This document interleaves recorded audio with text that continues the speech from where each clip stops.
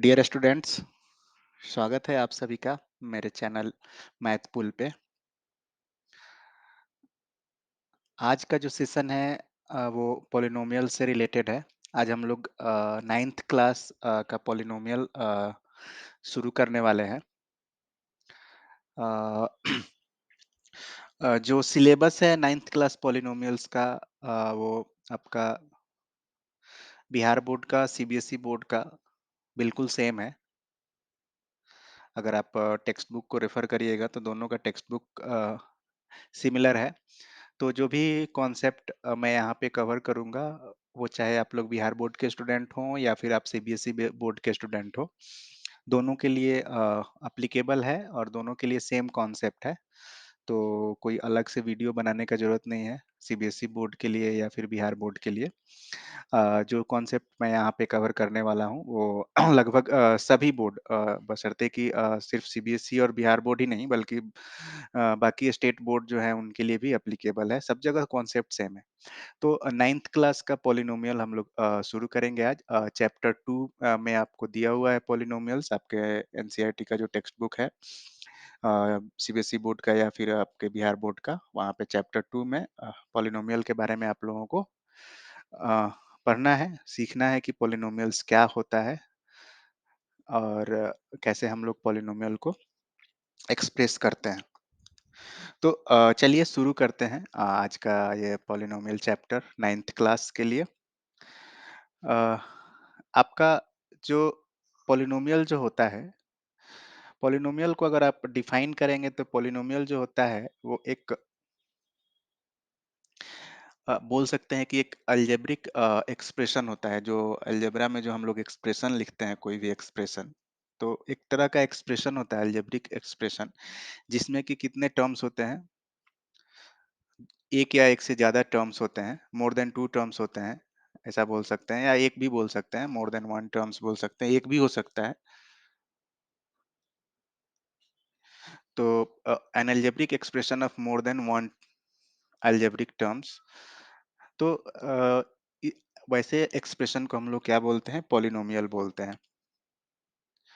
ठीक है। उसमें अब पॉलिनोमियल लिखने का जो तरीका होता है, जिसे अगर आपको याद होगा या फिर अगर आपने पढ़ा होगा प्रीवियस क्लासेस में, एट्थ क्लास में या फिर कहीं पे भी, कि हम लोग अलजेब्रिक एक्सप्रेशन कैसे लिखते हैं। कोई भी इस तरह का expression like x by two minus one by two x या फिर x square plus two x, इस तरह के एक्सप्रेशन आपने पढ़ा होगा ऑलरेडी एट्थ क्लास में। एक अलजेब्रिक एक्सप्रेशन है, एक अलजेब्रिक एक्सप्रेशन है, एक अलजेब्रिक एक्सप्रेशन है, एक अलजेब्रिक एक्सप्रेशन है। इसमें कितना टर्म है? एक टर्म है। इसमें कितना टर्म है? एक टर्म है। इसमें कितना टर्म है? एक टर्म है। ठीक है। सॉरी, इसमें दो टर्म है। तो इस तरह से अलग अलग टर्म्स रहेंगे, एक्सप्रेशंस जो भी रहेगा अलजेब्रिक एक्सप्रेशन, तो ये भी एक तरह का, ये क्या हो जाएगा? एक पॉलिनोमियल हो जाएगा आपका। ये भी आपका एक पॉलिनोमियल हो जाएगा और ये भी आपका एक पॉलिनोमियल हो जाएगा। ठीक है। तो ये अलग अलग पॉलिनोमियल्स है। अब पॉलिनोमियल में हम लोग देखते हैं कि ये जो टर्म, ये जो एक्स हम लोग लिखते हैं, ये क्या होता है। तो अगर आपको पता है कि किसी अनसर्टेन चीज को मैथमेटिक्स में, जिसका वैल्यू आपको पता नहीं है, मैथमेटिक्स में अगर किसी चीज का वैल्यू आपको पता नहीं है तो उसको हम लोग किस चीज से रिप्रेजेंट करते हैं? वेरिएबल से रिप्रेजेंट करते हैं। करेक्ट। अपने वेरिएबल का नाम सुन रखा होगा आपने, ऑलरेडी कहीं यूज किया होगा इसको, हिंदी में चर बोलते हैं।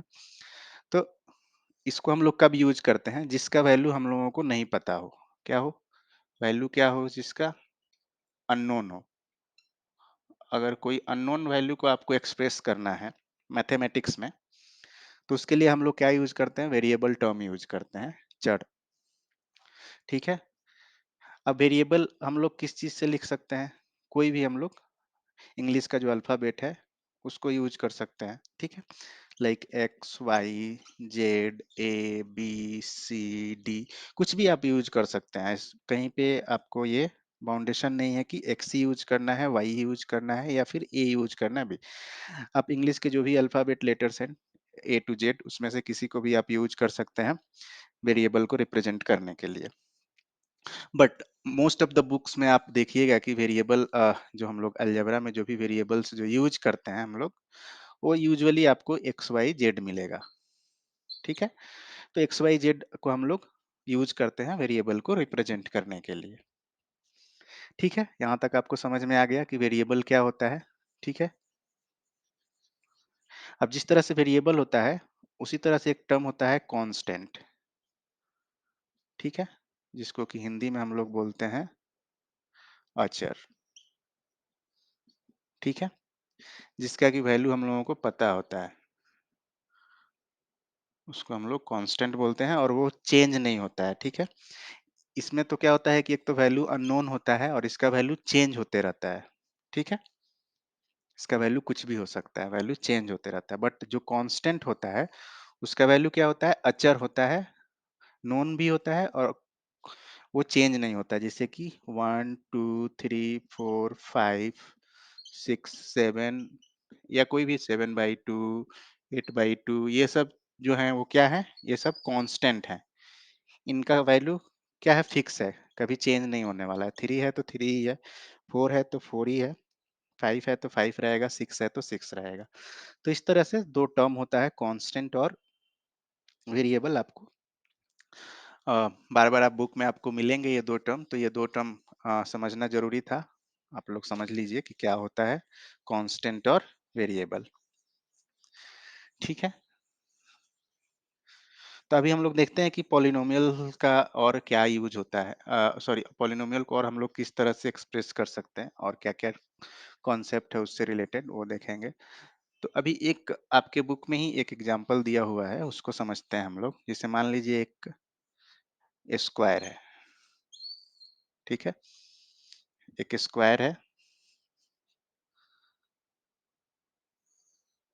एक स्क्वायर है, अ, जिसका की लेंथ जो है वो 4 मीटर, 4 मीटर, 4 मीटर, 4 मीटर। तो अगर इसका पेरीमीटर आपको अगर निकालना हो, तो पेरीमीटर का फॉर्मूला क्या होता है, 4 इंटू लेंथ, तो 4 कितना हो जाएगा, ये 16 मीटर। ठीक है, अगर यही लेंथ जो है चेंज कर दें, अगर हम लोग इसको 4 मीटर की जगह अगर हम 20 मीटर कर दें,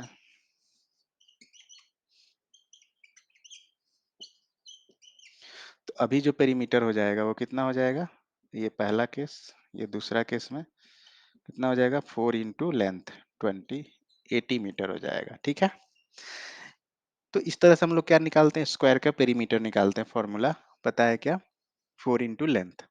अब अगर हमको इसका लेंथ नहीं दिया हुआ हो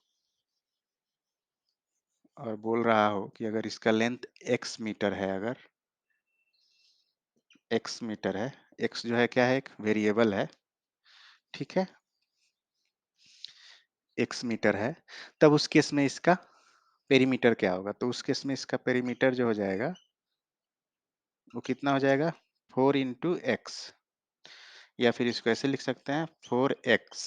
ठीक है, अब क्या होगा, x का वैल्यू जैसे जैसे चेंज होगा, x का वैल्यू यहाँ पे क्या है, अननोन है, तो एक वेरिएबल है x, वैल्यू क्या है उसका, अननोन है। अब x का वैल्यू जैसे जैसे चेंज करेंगे हम लोग, वैसे वैसे पेरीमीटर का वैल्यू चेंज होगा। ठीक है, जैसे x का वैल्यू अगर हम लोग 1 रखते हैं, तो उस केस में जो पेरीमीटर मिलेगा वो 4 मिलेगा। अगर 1 मीटर रखते हैं, सॉरी, x का वैल्यू अगर 1 मीटर रखते हैं, तो पेरीमीटर हम लोगों को 4 मिलेगा। अगर x का वैल्यू 2 रखते हैं, तो पेरीमीटर हम लोगों को कितना मिलेगा, 8 मीटर मिलेगा। x का वैल्यू अगर 3 रखते हैं, तो 12 मीटर मिलेगा। तो आप देख रहे हैं कि अलग अलग x के अलग अलग वैल्यू के लिए पेरीमीटर अलग अलग हम लोगों को मिल रहा है। तो यहाँ पे क्या है, x जो है एक वेरिएबल है, उसका वैल्यू चेंज हो रहा है और उसके अकॉर्डिंग पेरीमीटर भी चेंज हो रहा है। अब ये जो टर्म है 4x, इसको हम लोग एक बोल सकते हैं कि एक जो है एक अलजेब्रिक एक्सप्रेशन है। जो 4x जो आया हमारा, इसको हम लोग बोल सकते हैं कि ये एक अलजेब्रिक एक्सप्रेशन है जिसमें कि कितना टर्म है, एक टर्म है, तो इसको हम लोग बोलेंगे पॉलिनोमियल भी बोल सकते हैं इसको हम लोग, कि ये एक पॉलिनोमियल है। ठीक है, इसको हम लोग पॉलिनोमियल ही बोल सकते हैं। कि पॉलिनोमियल क्या होता है, बिकॉज पॉलिनोमियल क्या होता है, एक अलजेब्रिक एक्सप्रेशन होता है। ठीक है, तो इसको हम लोग पॉलिनोमियल भी बोल सकते हैं। अब अगर इसी केस में हम लोग अगर इसका एरिया देखें हम लोग स्क्वायर का, ठीक है, अगर स्क्वायर का एरिया देखें तो एरिया का फॉर्मूला आपको पता होगा कि स्क्वायर का एरिया का फॉर्मूला जो होता है लेंथ इनटू लेंथ होता है, या लेंथ इनटू ब्रेड्थ बोल सकते हैं, जो भी बोलिए आप, या फिर भुजा स्क्वायर बोलिए, जो बोलिए आप, ए स्क्वायर बोलिए, सब फॉर्मूला अप्लीकेबल है। ठीक है, क्योंकि आपका जो स्क्वायर जो होता है एक तरह का रेक्टेंगल ही होता है जिसका कि लेंथ और ब्रेड्थ जो होता है वो क्या होता है, इक्वल होता है। तो आप ये फॉर्मूला भी यूज कर सकते हैं, ये फॉर्मूला भी यूज कर सकते हैं।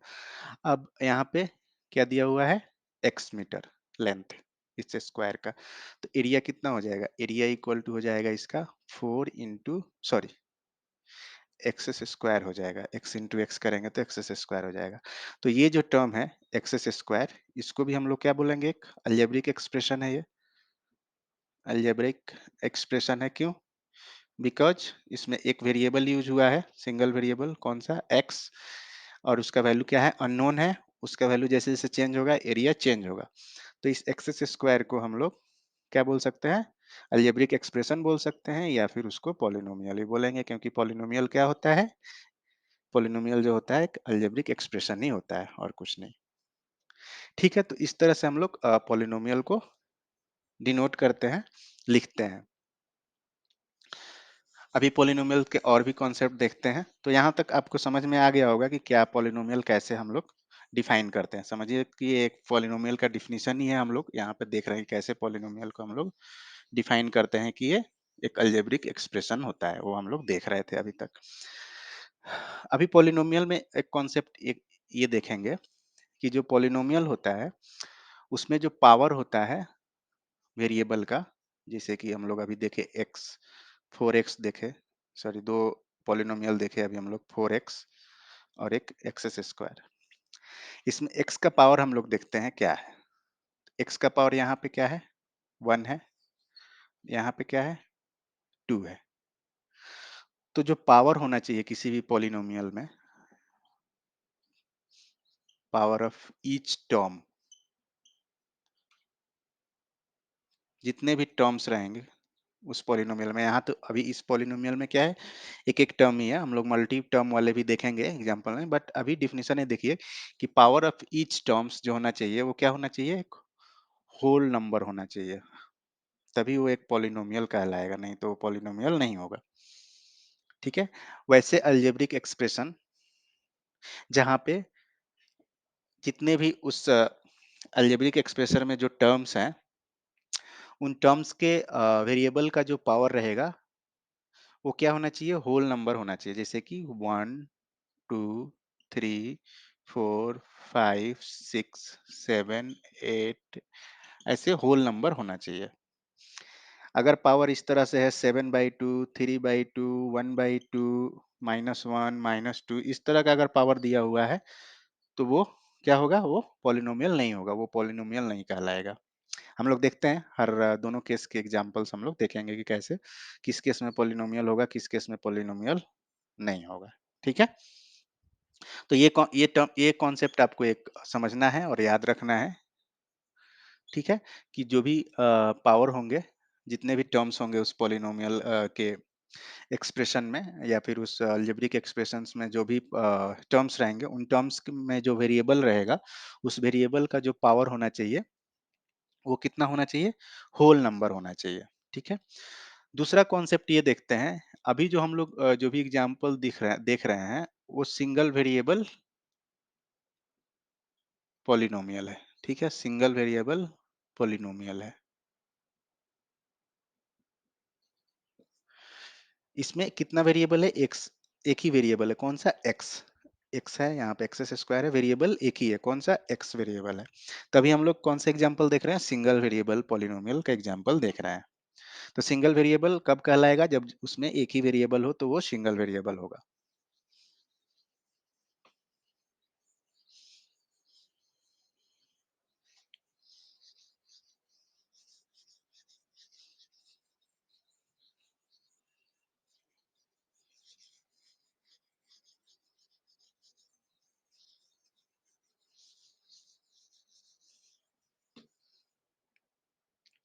अभी कुछ एग्जांपल्स देखते हैं हम लोग सिंगल वेरिएबल पॉलिनोमियल का।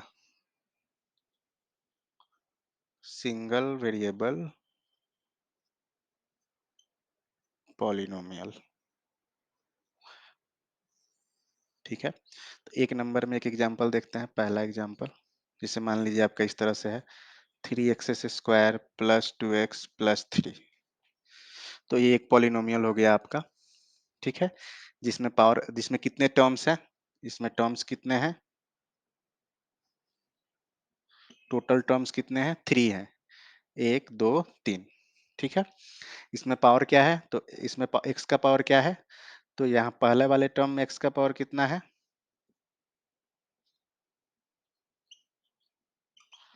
पावर ऑफ x कितना है? 2 है। इसमें कितना है? तो इसमें पावर ऑफ x जो है वो 1 है। और ये 3 जो है यहाँ पे, इसमें कितना है पावर? इसमें कितना है पावर x का? पावर ऑफ x कितना है? 0 है। बिकॉज 3 को हम लोग ऐसे भी लिख सकते हैं, 3x टू द पावर 0। तो आपको पता है किसी भी वेरिएबल या किसी भी कांस्टेंट का पावर अगर हम लोग 0 करेंगे तो उसका वैल्यू कितना होगा? 1 होगा। जैसे x टू द पावर 0 है तो इसका वैल्यू कितना होगा? 1 होगा। या फिर अगर हम लोग 4 टू द पावर 0 कर दें तो उसका वैल्यू कितना हो जाएगा? 1 हो जाएगा। ठीक है, तो ये आपको पता है। अगर नहीं पता है तो आप समझ लीजिए कि किसी भी टर्म में अगर हम लोग पावर 0 कर देंगे, चाहे 3 हो या x हो या y हो, z हो, कोई वेरिएबल है या फिर कांस्टेंट है, कुछ भी रहे, अगर उसका पावर 0 करेंगे तो उसका वैल्यू हमेशा क्या होता है? 1 होता है। तो 3 को हम लोग लिख सकते हैं 3 into x to the power 0 भी लिख सकते हैं, क्योंकि फिर वो 3 इंटू 1 ही हो जाएगा। तो यहाँ पे पावर ऑफ x कितना हो गया? 0 हो गया। तो ये इस पॉलिनोमियल में कितना? 3 टर्म हो गए, और हर टर्म में x का पावर क्या है? होल नंबर है। देख सकते हैं आप, 1 है, 2 है, 0 है, होल नंबर है। तो इस केस में ये क्या होगा? एक पॉलिनोमियल होगा। दूसरा देखते हैं एक एग्जांपल। जैसे दूसरा मान लीजिए एक एग्जांपल है, 4x to the power 4 plus 3x³ plus 4, ठीक है। मान लीजिए इस तरह का 4x प्लस 7, इस तरह से आपका एक पॉलिनोमियल दिया हुआ है। तो यहाँ भी पावर क्या है? यहाँ पे पावर 4 है, यहाँ पे पावर कितना है? 3 है, यहाँ पे पावर 1 है, और यहाँ पे पावर क्या है? 0 है। तो 4 3 1 0, ठीक है, ये आपका पावर है। ये क्या है? होल नंबर है, ठीक है, होल नंबर है। तो ये भी एक क्या हो जाएगा? एक पॉलिनोमियल हो जाएगा। इसको हम लोग पॉलिनोमियल बोलेंगे, ठीक है। अभी तीसरा एग्जांपल देखते हैं हम लोग।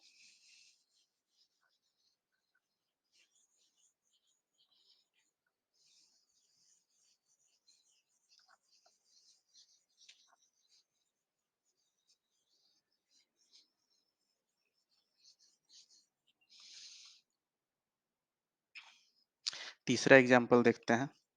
मान लीजिए आपका इस तरह से x to the power -2 plus x² plus 2x plus 3 इस तरह से दिया हुआ है, ठीक है। तो अभी अगर इसी को अगर आप देखें, यहाँ पे पावर में -2 है, तो अगर इसको हम लोग कैसे लिखेंगे? x टू द पावर -2 को हम लोग कैसे लिखेंगे? 1/x² plus x² plus 2x plus 3, ठीक है। तो आप देख रहे हैं यहाँ पे पावर जो है वो होल नंबर नहीं है, ठीक है। यहाँ पे पावर जो है वो होल नंबर नहीं है, तो ये एक पॉलिनोमियल नहीं होगा, ठीक है। इसको हम लोग पॉलिनोमियल नहीं बोलेंगे। ये एक पॉलिनोमियल है? नहीं है, क्योंकि यहाँ पे x का पावर कितना है? -2 है। यहाँ पे तो 2 है, यहाँ पे 1 है, यहाँ पे क्या है? 0 है, बट यहाँ पे -2 है, तो इसको हम लोग पॉलिनोमियल नहीं बोलेंगे। चौथा एग्जाम्पल देखते हैं। जैसे मान लीजिए ऐसा है, √x plus √3 into x² plus x to the power 3/2 plus 1, इस तरह से अगर है, तो यहाँ भी आप देख रहे हैं x का पावर क्या है? एक तो यहाँ पे पावर 1/2 है, यहाँ पे पावर तो ठीक है 2 है, बट फिर यहाँ पे पावर कितना है? 3/2 है। तो इसको भी हम लोग पॉलिनोमियल नहीं बोलेंगे, ठीक है। ये पॉलिनोमियल नहीं है, ये वाला भी पॉलिनोमियल नहीं है, क्योंकि x का पावर जो है वो होल नंबर नहीं है। तो पॉलिनोमियल होने के लिए क्या होना चाहिए? x का पावर क्या होना चाहिए? होल नंबर होना चाहिए। तो ये कॉन्सेप्ट आपको याद रखना है।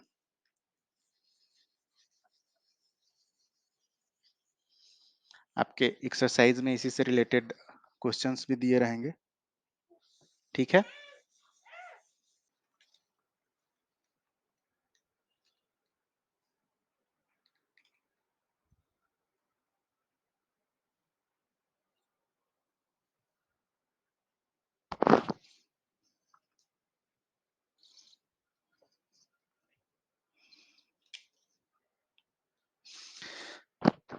अभी हम लोग नेक्स्ट देखते हैं कि पॉलिनोमियल में डिग्री क्या होता है। डिग्री ऑफ ए पॉलिनोमियल, अगर किसी पॉलिनोमियल का डिग्री निकालना है तो कैसे निकालते हैं। ठीक है। तो जो पॉलिनोमियल का जो डिग्री होता है वो क्या होता है आपका हाईएस्ट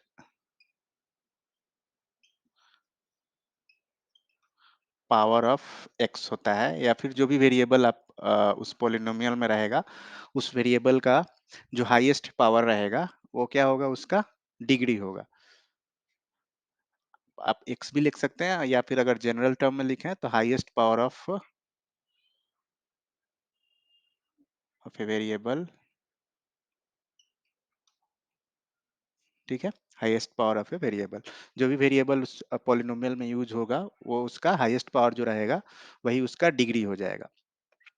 एग्जाम्पल के लिए, जिसे मान लीजिए आपका minus x to the power 4 plus x square plus x plus 1, अगर ये आपका पॉलिनोमियल है कोई, तो इसमें अगर आपको डिग्री निकालना है तो इसमें डिग्री जो हो जाएगा इस पॉलिनोमियल का,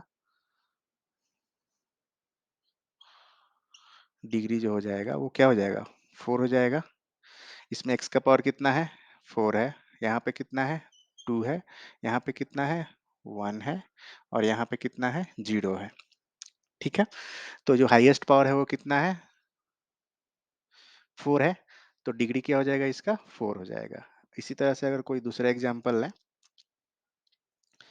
x cube 3x³ plus 2x square plus 9x plus 20, तो इसमें पावर क्या है, x का 3 है, 2 है, यहाँ पे 1 है और यहाँ पे 0 है। तो यहाँ पे x का पावर हाईएस्ट पावर कितना है, 3 है। तो इसका जो डिग्री हो जाएगा पॉलिनोमियल का वो कितना हो जाएगा, 3 हो जाएगा। तो इस तरह से हम लोग डिग्री निकालते हैं किसी भी पॉलिनोमियल का। आसान है बिल्कुल, ज़्यादा कुछ आपको समझने का जरूरत नहीं है यहाँ पे। बस आपको एक याद रखना है कि जो हाईएस्ट पावर रहेगा x का वही उसका डिग्री हो जाएगा। ठीक है। तो ये आपका डिग्री से रिलेटेड कॉन्सेप्ट हो गया। ठीक है, कैसे हम लोग किसी पॉलिनोमियल का डिग्री निकालते हैं वो आप यहाँ से आसानी से निकाल सकते हैं। अब इसमें एक चीज देखते हैं, कोफिशिएंट क्या होता है। आप बहुत जगह देखेंगे पॉलिनोमियल के केस में कि आपको कोफिशिएंट मिलेगा, कि कोफिशिएंट क्या है। ठीक है। तो कोफिशिएंट क्या होता है वो देखते हैं हम लोग। ठीक है। तो कोई भी पॉलिनोमियल अगर है आपका, तो उसमें कोफिशिएंट क्या होता है वो हम लोग देखते हैं। ठीक है। तो कोफिशिएंट जो होता है वो कैसे हम लोग चेक करते हैं और क्या होता है कोफिशिएंट, वो अगर आपका कोई पॉलिनोमियल दिया हुआ है, जैसे मान लीजिए पॉलिनोमियल दिया हुआ है x³ plus 3x square minus 3x minus 20, इस तरह से पॉलिनोमियल दिया हुआ है कोई। ठीक है। तो इस पॉलिनोमियल का जो कोफिशिएंट्स जो होंगे इसमें, उसमें वो कोफिशिएंट हम लोग कैसे निकालते हैं, तो यहाँ पे जो भी टर्म्स दिया हुआ है पॉलिनोमियल में, उस पॉलिनोमियल के अ, अ, प्रत्येक टर्म्स प्रत्येक टर्म को क्या करेंगे, हम लोग मॉनिटर करेंगे, देखेंगे। जैसे एक्स क्यूब है तो एक्स क्यूब से क्या मल्टीप्लाइड है, यहाँ पे 1 है। ठीक है। एक्स स्क्वायर से क्या मल्टीप्लाइड है, यहाँ पे 3 × x² उसको लिख सकते हैं। इसी तरह से x से क्या है, 3x है तो 3 × x इसको लिख सकते हैं। तो यहाँ पे क्या है, अगर इसको हम लोग a मान लें तो a इक्वल टू क्या है, 1 है। एक अगर इसको हम लोग b मान लें तो b इक्वल टू 3 है। इसको अगर c मान लें तो c इक्वल टू क्या है, 3 है। तो ये जो x के जो पावर से जो भी कांस्टेंट जो मल्टीप्लाइड रहता है उसी को हम लोग क्या बोलते हैं, कोफिशिएंट बोलते हैं, जिसको हिंदी में गुणांक भी बोलते हैं हम लोग। ठीक है। हिंदी में गुणांक भी बोलते हैं हम लोग।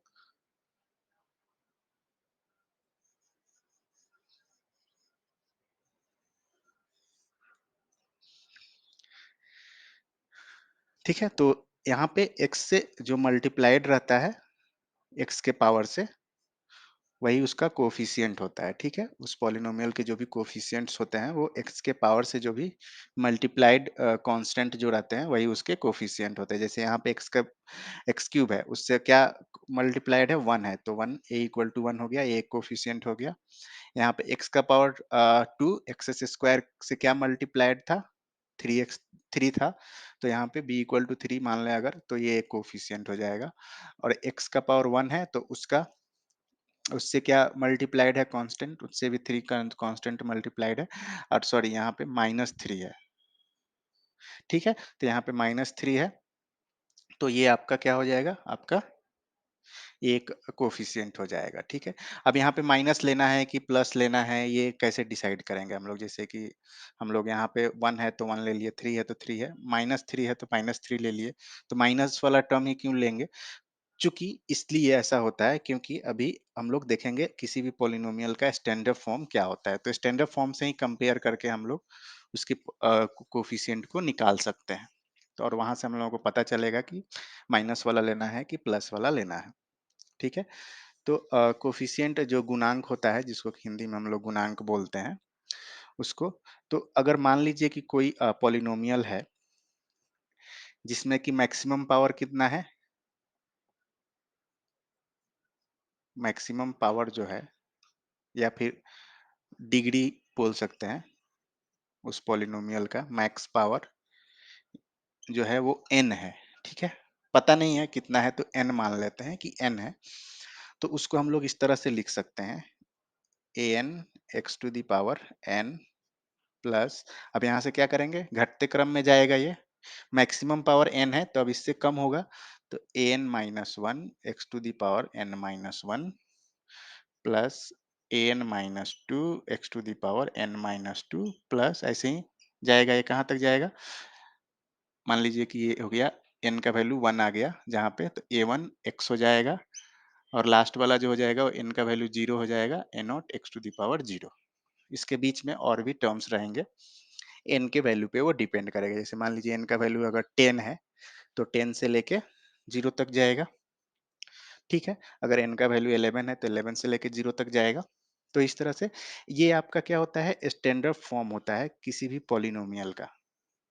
इसको हम लोग क्या बोलते हैं, स्टैंडर्ड फॉर्म। ठीक है, इसको हम लोग बोलते हैं स्टैंडर्ड फॉर्म। अगर किसी पॉलिनोमियल का डिग्री अगर n है तो उसको हम लोग इस तरह से रिप्रेजेंट कर सकते हैं जनरल टर्म में, जहाँ पे an minus one, an minus two, up to a1, a0 जो है वो क्या है, कोफिशिएंट है। ठीक है,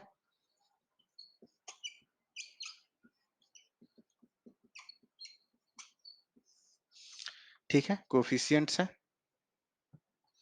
तो इस तरह से हम लोग, अब चूंकि कोई यहाँ पे जितने भी टर्म्स है वो पॉजिटिव में लिखा हुआ है, plus plus plus plus standard form में, तो अगर कहीं पे अगर निगेटिव आता है, मतलब कि उसके कोफिशिएंट का वैल्यू क्या है, निगेटिव है। जैसे कि यहाँ पे हम लोग एग्जांपल देखे थे, x cube plus 3x square minus 4x plus 4। ठीक है, तो यहाँ पे आपका एक हो जाएगा कोफिशिएंट, ये यहाँ पे 1 हो जाएगा, यहाँ पे 3 हो जाएगा। ठीक है, यहाँ पे -4 हो जाएगा, और यहाँ पे 4 हो जाएगा।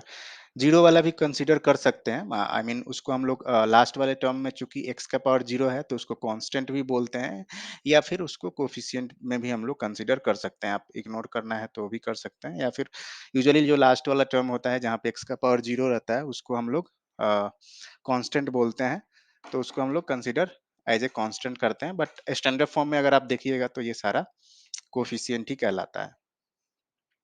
ठीक है, तो इस तरह से हम लोग क्या करते हैं, कोफिशिएंट को निकालते हैं किसी भी पॉलिनोमियल का। तो और जनरल फॉर्म जो होता है किसी भी पॉलिनोमियल का, वो ये होता है, आपका अगर डिग्री n है तो उसको हम लोग इस तरह से लिख सकते हैं, n x to the power n plus n minus one x to the power n minus one plus n minus two x to the power n minus two plus plus बीच वाले जो भी टर्म है उसको मैं नहीं लिख रहा हूँ अभी, प्लस अब लास्ट में क्या रहेगा आपका, लास्ट सेकंड लास्ट टर्म जो रहेगा वो a1x होगा और सबसे लास्ट वाला जो टर्म रहेगा a naught x to the power zero वाला रहेगा। ठीक है, तो इस तरह से हम लोग जनरल एक्सप्रेशन लिखते हैं किसी भी पॉलिनोमियल का। डियर स्टूडेंट्स, आज के सेशन को हम लोग यहीं पे फिनिश करते हैं और नेक्स्ट सेशन में हम लोग कवर करेंगे जो रिमेनिंग टॉपिक है इसमें चैप्टर 2 में, और उसके बाद हम लोग एक्सरसाइज जो भी दिया हुआ है उसके क्वेश्चन को सॉल्व करेंगे। ठीक है, तो मिलते हैं नेक्स्ट सेशन में, तब तक के लिए आप लोगों का बहुत बहुत धन्यवाद मेरे चैनल से जुड़ने के लिए। अगर आप लोग ये चैनल यूट्यूब पे देख रहे हैं तो आप प्लीज़ मेरे वीडियोस को लाइक और शेयर कर कर दीजिए, और चैनल को सब्सक्राइब कर लीजिए अगर आपने सब्सक्राइब नहीं किया है, या फिर अगर आप ये वीडियो अगर मेरे फेसबुक पेज पे देख रहे हैं तो प्लीज़ पेज को फॉलो करिए, वीडियो को लाइक करिए। Thank you so much.